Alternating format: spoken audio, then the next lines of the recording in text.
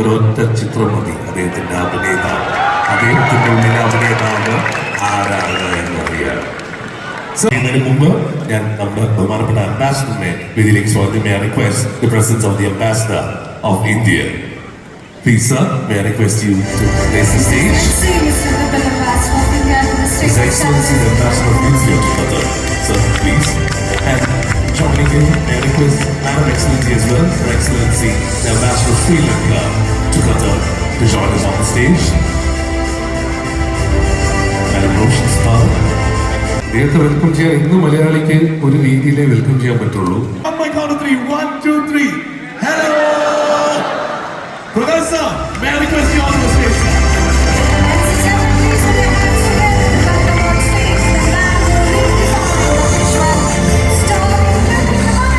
Honor you with a memento from the ambassadors.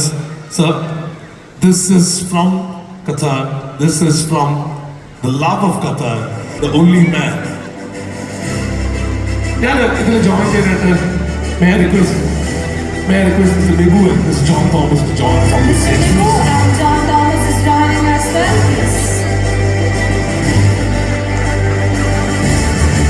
മുഴുവൻ Qatar മലയാളികളുടെ സ്നേഹവും നമ്മൾ എല്ലാവർക്കും വേണ്ടി on behalf of all of us. You round of applause.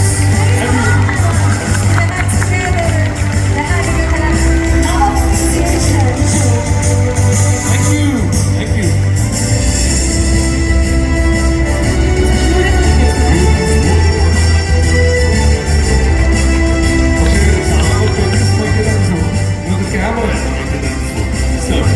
May I request a few words to the board?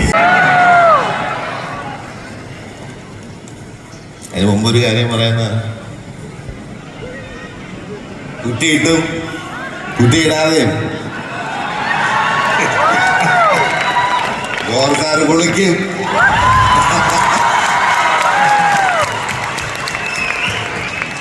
അത് കഴിഞ്ഞിട്ടൊരു ഡയലോഗുണ്ട്, കൈയിടിയില്ലേ അനുരൂപ. Thank you for this honor and privilege today. It is a matter of great pride to be here amongst all of you and to receive this recognition. I would like to thank His Excellency Sri Vipul, Indian Ambassador to the State of Qatar, Her Excellency Ms. Roshan Sitara Khan Azad, and all the dignitaries present here today. And special thanks to Mr. John Thomas and Mr. Nibu Jose for inviting me here. It's very, very special. Thank you, brother. And to the entire team of Red Apple Entertainment and to the community representing Kerala and India here in Doha, Qatar. It is actually an incredible feeling and I feel so validated in my choices. ഞാൻ 25 വർഷം മുമ്പാണ് nirvana films തുടങ്ങിയത്. 25 years ആയി film making തുടങ്ങിയിട്ട്. I started directing films at least 30 years ago.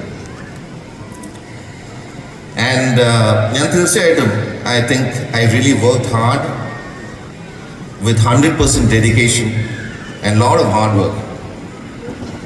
And I have tried to stay true to my creative pursuits as an individual, and this acknowledgement is testimony to that part of my life.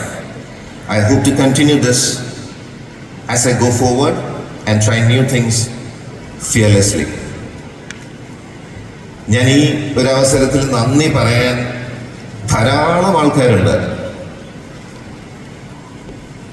തുടക്കം തന്നെ ഒരു cinema ക്യാമറയുടെ പുറകിൽ മാത്രം പ്രവർത്തിച്ച ഒരാളെ ഒരു വളരെ വലിയൊരു സിനിമ പ്രതീക്ഷയോടുകൂടി ഉണ്ടാക്കിയ ഒരു സിനിമ, അതിൽ വളരെ മെനസിങ് ആയിട്ടുള്ള കോംപ്ലെക്സ്ഡ് ഒരു ക്യാരക്ടർ പ്ലേ ചെയ്യുക, അത് ഇതുവരെ ക്യാമറയുടെ മുമ്പിൽ ചെയ്യാത്ത ഒരാളെ അത് ട്രസ്റ്റ് ചെയ്യുന്നൊരു സംവിധായകൻ, ഒരു റൈറ്റർ.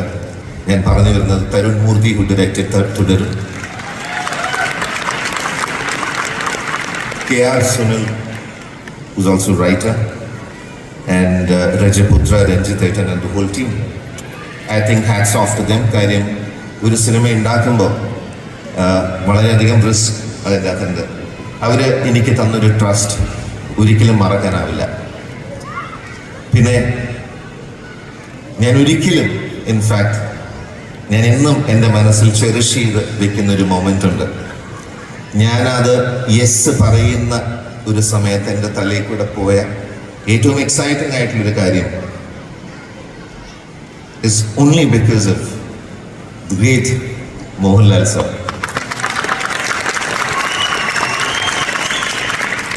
നമ്മുടെ ലാലേട്ടൻ, അതായത് എനിക്ക് 80 I think more than 80 days I think I could spend quality time with him എന്ന് പറയുന്നൊരു എക്സൈറ്റ്മെൻറ്റ് തീർച്ചയായിട്ടും ഞാൻ ആ സിനിമയിൽ ഭാഗമാകാൻ തീരുമാനമെടുക്കാൻ ഒക്കെ കാരണമാണ്.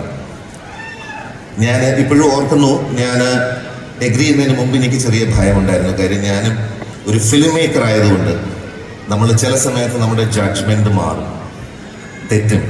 അപ്പോൾ ഒരു ആക്ടർ എസ്പെഷ്യലി ആദ്യത്തെ പ്രാവശ്യം ചെയ്യുന്ന സമയത്ത് നമുക്ക് 2 ദിവസം കഴിയുമ്പോൾ കിട്ടുന്നില്ല എന്ന് മനസ്സിലാക്കുമ്പോൾ ഇതെങ്ങനെ ഇയാളെ ഒഴിവാക്കും എന്നൊരവസ്ഥയ്ക്ക് എനിക്ക് കണ്ടാൽ മനസ്സിലാവും.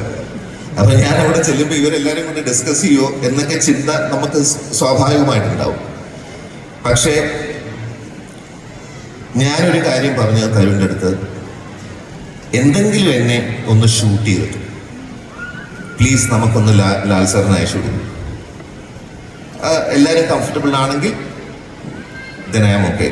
ഞാൻ കേട്ടത് ലാൽ സാർ കണ്ടുടനെ പറഞ്ഞത്, പ്രകാശല്ലേ ഇത് മതി, ഇതിൽ പരം ഒരു ഭാഗ്യമുണ്ടോ? And I got an opportunity to actually share a screen space throughout with him. ഞാൻ ഒട്ടും എക്സാജറേറ്റ് ചെയ്യല്ല. എന്നെ ഒരു കൈക്കുമ്പിളിൽ കുഞ്ഞിനെ പോലെയാണ് ആ ഷൂട്ട് ഉടനീളം എന്നെ കൊണ്ട് നടന്നത്. He was taking care of me and so much of love. And പല കാര്യങ്ങളും നമ്മൾ അറിയാതെ തന്നെ നമ്മളെ മനസ്സിലാക്കി തരിക എന്നൊക്കെ പറയുന്ന കുറേ കാര്യങ്ങളുണ്ട്. എനിക്ക് പറഞ്ഞ് തീർക്കാൻ പറ്റില്ല. His generosity and kindness. And എനിക്ക് ഏറ്റവും വലിയ മഹാഭാഗ്യം, എനിക്ക് എന്തെങ്കിലും ഇനി മുമ്പോട്ട് പോകുമ്പോൾ എൻ്റെ ശക്തി is just purely because of the friendship that I share with Mohanlal sir. പിന്നെ തീർച്ചയായിട്ടും എൻ്റെ family. I think without them ഇത്ര വർഷം എനിക്ക് മുമ്പോട്ട് പോകാൻ എൻ്റെ 3 കുഞ്ഞുങ്ങൾ, എൻ്റെ ഭാര്യ സ്നേഹ, എൻ്റെ എല്ലാ തീരുമാനങ്ങൾക്കും അവർ കൂടെ എപ്പോഴും ഉണ്ട്. അവർ കാരണം മാത്രമാണ് ഞാൻ ഇന്ന് ഇവിടെ നിൽക്കുന്നത്. And my mother and my brother. And last and definitely the reason for all this is the fact that the clients and brands and advertising fraternity who believed in me as a filmmaker, and also തീർച്ചയായിട്ടും എടുത്തു പറയേണ്ട കാര്യം, George സാറിനെ നിങ്ങൾ accept ചെയ്തതും എനിക്ക് തന്ന നിങ്ങളുടെ എല്ലാവരുടെയും പ്രോത്സാഹനവും സ്നേഹവും ഒരിക്കലും മറക്കില്ല. Thank you, and it's truly overwhelming and really very encouraging. ഞാൻ ആദ്യമായിട്ടാണ് ഒരു സ്റ്റേജിൽ ഇങ്ങനെ ഒരു പരിപാടിയിൽ പങ്കെടുക്കുന്നത്, അതും മോഹൻലാൽ സാറിന്റെ. എന്താ പറയാ, ഈശ്വരാനുഗ്രഹം. ലാലേട്ടന്റെ കൂടെ മാത്രമല്ല, വളരെ സീനിയർ ആയിട്ടുള്ള, എക്സ്ട്രീംലി ടാലന്റഡ് ആയിട്ടുള്ള എത്രയോ ആക്ടേഴ്സ്, മ്യൂസിഷ്യൻസ്, സിദ്ദിഖിക്ക, മനോജേട്ടൻ. മനോജേട്ടൻ സിനിമ അസിസ്റ്റ് ചെയ്യുന്ന ആ സിനിമയിൽ മനോജേട്ടനായിരുന്നു ഹീറോ. പിന്നെ ധാരാളം musicians and lot of talent here today. അതുകൊണ്ട് എനിക്ക് കുറച്ചല്ല, ഐ തിങ്ക് എനിക്ക് നല്ല രീതിയിൽ ഒരു നെർവസ്നെസ് ഉണ്ട്. I don't know what I am going to do. പക്ഷേ at the same time I am really excited and you guys are going to have fun. And have fun, guys. Thank you so much. Namaste. Namaskar. Thank you.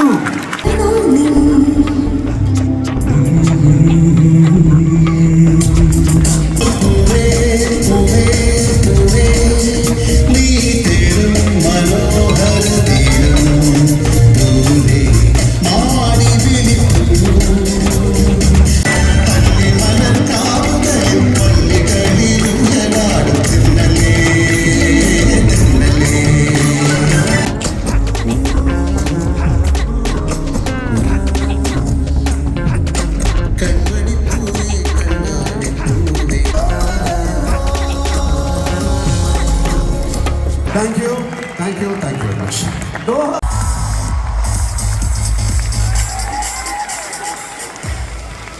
ദോഹയ്ക്ക് വേണ്ടി സിദ്ദിഖ്.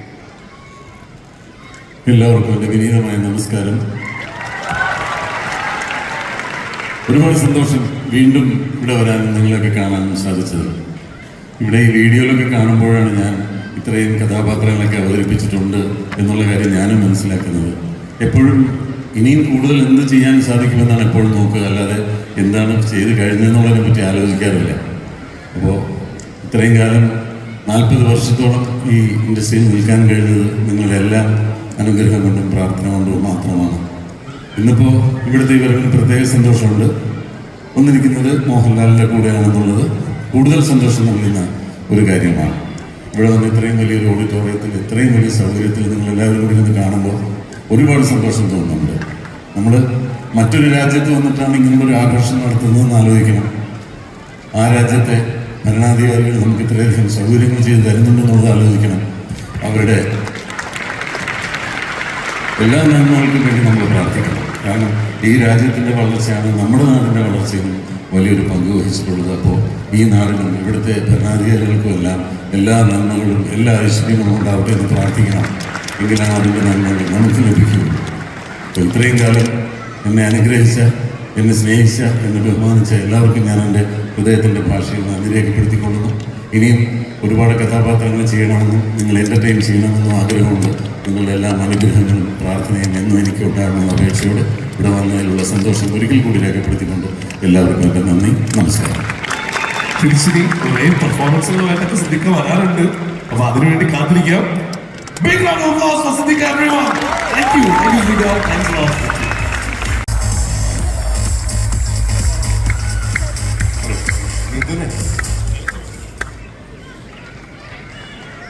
പ്രിയപ്പെട്ട ഖത്തറിന് ഹൃദയപൂർവ്വം നമസ്കാരം. സുഖല്ലേ?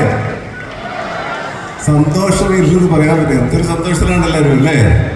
ലാലേട്ടൻ വന്നിരിക്കല്ലേ?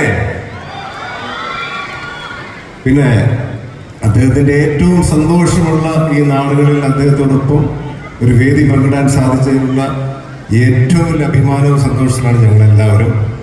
കാരണം കഴിഞ്ഞ വർഷം ഇവിടെ വന്നിട്ട് നിങ്ങൾക്ക് എല്ലാവർക്കും അറിയാം, ഒരു വിലാപ യാത്രയായിരുന്നു ഇവിടുന്ന്. അപ്പം അതിനുശേഷം ഇത്രയും സന്തോഷത്തോടെ അഭിമാനത്തോടെ നിങ്ങളുടെ മുന്നിൽ വീണ്ടും എത്താൻ സാധിച്ചിട്ടുള്ള വലിയ സന്തോഷമാണ് കേട്ടോ. ഒരുപാട് സന്തോഷം. എന്നാൽ ഖത്തറിൽ എപ്പോൾ വന്നാലും നിങ്ങളുടെ സ്നേഹം ഒരുപാട് ഞങ്ങൾ അനുഭവിക്കുന്നതാണ്. അത് ഇന്നും ഇവിടെ ഉണ്ടാവണം. ഇവിടെ നടക്കുന്ന ഈ പ്രോഗ്രാമിലൊക്കെ നിങ്ങളുടെ വലിയ പ്രോത്സാഹനം ഉണ്ടാവണം എന്ന് അഭ്യർത്ഥിക്കുന്നു. പിന്നെ സിദ്ദിഖ പറഞ്ഞ പോലെ നാളുമൊക്കെ നിങ്ങൾ തന്നെ ഇവിടെ പിടിച്ചു നിർത്തി, ഇനി അങ്ങോട്ടും പിടിച്ചു നിർത്തണേ കേട്ടോ. അപ്പൊ നമ്മൾ വീണ്ടും കാണും. ചേട്ടാ പെർഫോമൻസ് എല്ലാം സെറ്റ് അല്ലേ? സെറ്റാണ്. സെറ്റ് അല്ലേ? അതെ. അപ്പൊ അതിനുവേണ്ടി നമ്മൾ കാത്തിരിക്കുന്നു. അപ്പോ once again show a lot of Manoj Kejriwal. Thank you.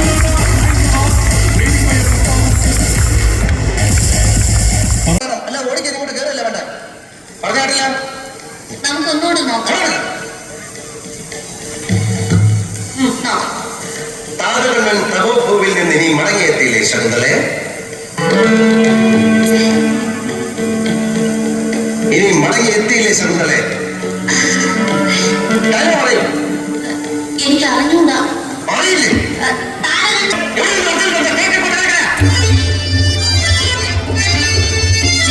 ആരും കാർത്തിക്കൊന്നുമില്ല. എന്റെ പേരാ ഞാൻ പറഞ്ഞത്, കാർത്തുബീൻ. നിന്റെ പേര് പോലും എനിക്കറിയില്ല. ഇതിനെ വണ്ടി കയറിയിരിക്കുന്നതായി വെച്ചു. എന്നോട് കയറിയിട്ടുണ്ടോ പറഞ്ഞു? ആരെ? ഒരു കിളവൻ. അങ്ങനെ ഒരു കിളവൻ പറഞ്ഞാൽ കയറിയിരിക്കുന്ന വണ്ടി ഒന്നും ഇങ്ങോട്ടാണ് വേണ്ടേ? പിന്നെന്തിനാ കാശ് എന്നെ വാങ്ങിച്ചത്? ആരെ? ഒരമ്മാവൻ. ഏതമ്മാവൻ? എനിക്കൊന്നും അറിഞ്ഞൂടാ. അങ്ങോട്ട് വെച്ചോളൂ. എന്താ ചോദിക്കുന്ന വെച്ചാ. കറുത്ത പെണ്ണി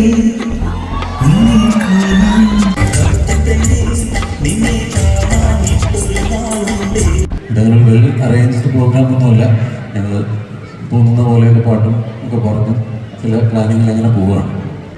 അപ്പോൾ ലാലിന് ഇങ്ങനൊരു കോഫി ഹൗസ് ബാക്ക്ഗ്രൗണ്ട് ഉള്ളത് വെച്ചാൽ ലാലിൻ്റെ കൂട്ടുകാരൊക്കെ ഏറ്റവും കൂടുതൽ സമയം ചെലവഴിച്ചിരുന്നത് തിരുവനന്തപുരത്തുള്ള ഇന്ത്യൻ കോഫി ഹൗസിലാണ്. അപ്പോൾ അങ്ങനെയാണെങ്കിൽ നമുക്കൊരു ഇന്ത്യൻ കോഫി ഹൗസിലെ ഒരു ഈവനിങ് ഇവിടെ റീക്രിയേറ്റ് ചെയ്യാമെന്ന് പറഞ്ഞിട്ടാണ് ഇന്ന് ഈ ഒരു പരിപാടി ഇവിടെ അവതരിപ്പിക്കുന്നത്. അപ്പോൾ ഇന്ന് ഞങ്ങളോടൊപ്പം നിങ്ങളെല്ലാ പ്രിയങ്കരനായ നിങ്ങൾ ഏറ്റവും കൂടുതൽ കാണാനും കേൾക്കാനും ആഗ്രഹിക്കുന്ന മോഹൻലാലുണ്ട്. അപ്പോൾ ഇതൊരു കോഫി ഹൗസായിട്ട് സങ്കല്പിച്ചിട്ട് ഞങ്ങളൊരു ചെറിയ സഹായം നിങ്ങളോടൊപ്പം പങ്കിടുകയാണ്.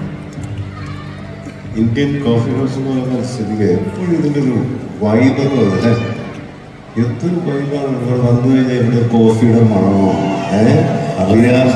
കോഫി ഹൗസിൽ പോയിട്ട് കോഫി കുടിച്ചിട്ടുള്ള എല്ലാവർക്കും അത് അറിയാൻ പറ്റും. അതിൻ്റെ ഒരു പ്രത്യേക വൈബാണ്. ആ ഒരു അന്തരീക്ഷത്തിൽ ഇരിക്കുമ്പോൾ അതിൻ്റെ ഒരു പ്രത്യേക സുഖമുണ്ട് അല്ലേ?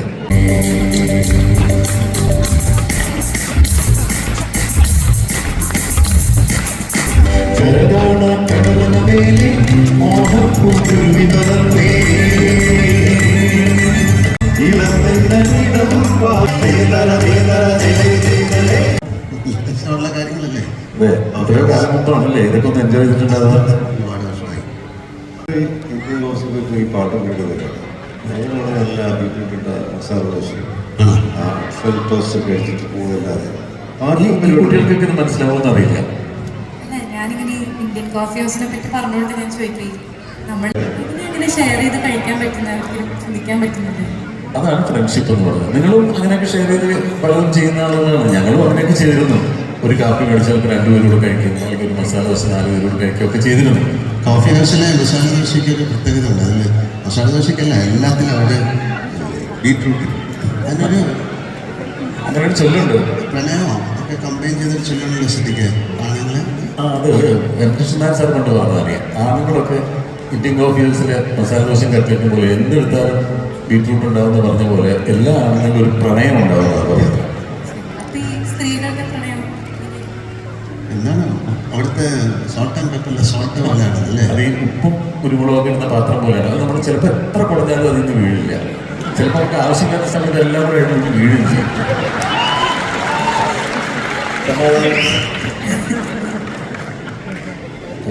ഓർമ്മകളിലേക്ക് അതൊരു പാട്ടിലൂടെ പാട്ടിലൂടെ പാടാം.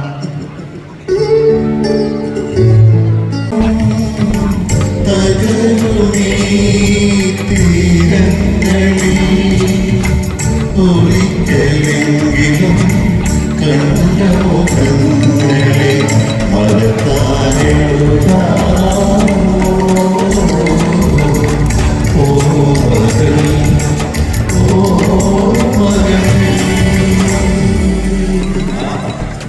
ഇയാളെ മനസ്സിലായില്ലേ? ഞാൻ നന്ദ. ഞാൻ സ്റ്റാർ സിംഗർ സീസൺ 9 ഫൈനലിസ്റ്റ് ആയിരുന്നു, കണ്ടസ്റ്റന്റ് ആയിരുന്നു. എല്ലാവരും കാണാൻ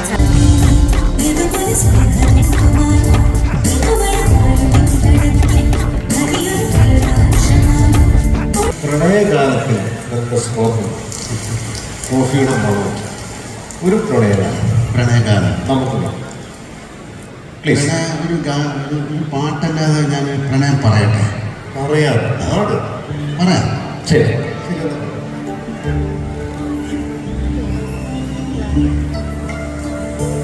നമുക്ക് ഗ്രാമങ്ങളിൽ ചെല്ലാം. അതികാലത്ത് എഴുന്നേറ്റ് മുന്തിരിത്തോട്ടങ്ങളിൽ പോയി മുന്തിരിവള്ളി തളിർത്ത് പോകുന്നതിനെ മാതള നാരങ്ങൾ ഒഴുകുകയും ചെയ്തു നോക്കാം. അവിടെ വെച്ച് ഞാൻ നിലയ്ക്കുന്നു.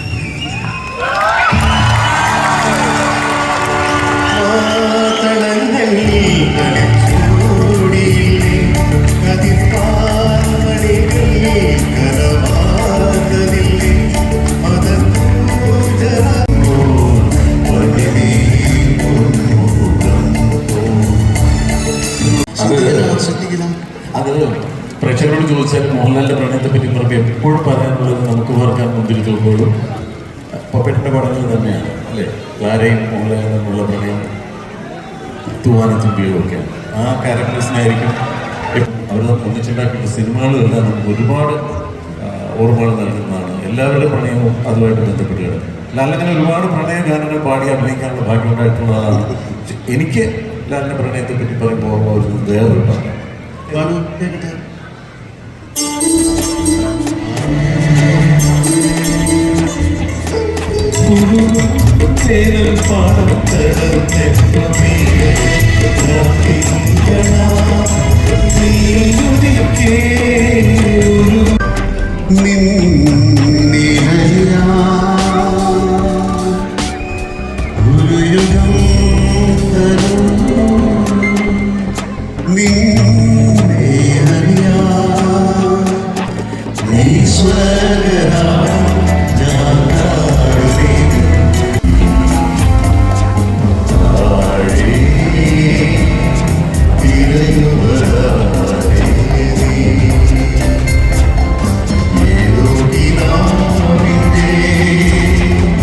പല്ല് ഒഴിച്ച ആളുടെ പല്ലൊക്കെ ഒരു ഹോർലിക്സ് കുപ്പി ഇട്ട് വെച്ചിട്ടുണ്ട്.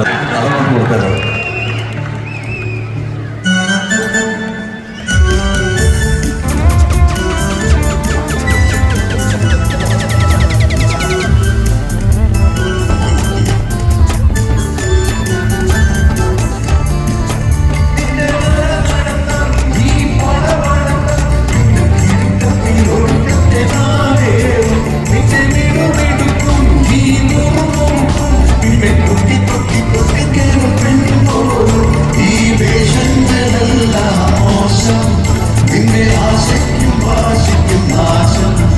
മലയാളി കുട്ടിയായി.